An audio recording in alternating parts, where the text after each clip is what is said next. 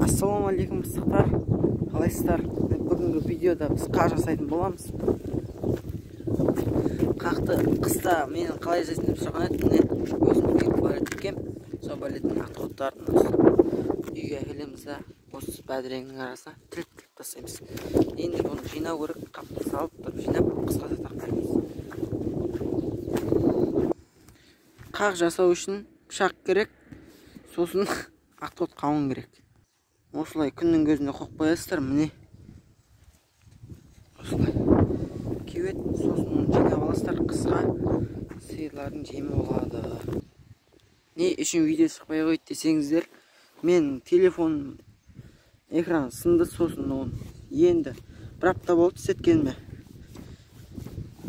Енді видео шығады, пысықтар. Пышақпен ортасынан бөлесіздер, осылай күннің көзіне жайып қоясыздар. Неге біздің жүрек байымыз.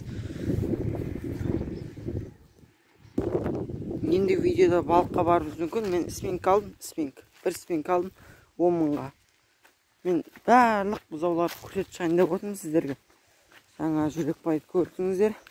Енді мына қарабай деу болған. Бұл қарабай өте мықты. Біздің семеттерді бір сөз аунап тастайды. Кім паразым қарабаймен.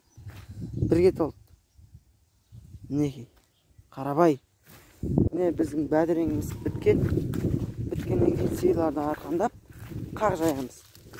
Сосын барып қақты жинап аламыз. Қыста суға салып, жібітіп, оны береміз. Мен өзімнің YouTube каналымда видеом бар. Қалай жем беретін бұзаулардың солай семілтіп, сатып, диқаншылық бастадым. Мінекей біздің бизонымыз, бизон шли деу емес енді. Қысқайтын деу қылып, қауын жейді.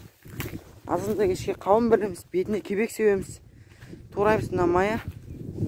Азында кешке бетіне бір шелек қауыннан тураймыз, бетіне кебек себеп береміз.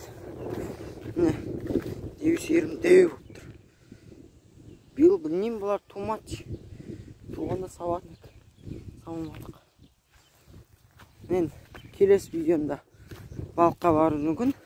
Балыққа барсақ, қалай балық ұстағанымызды көрсетемін.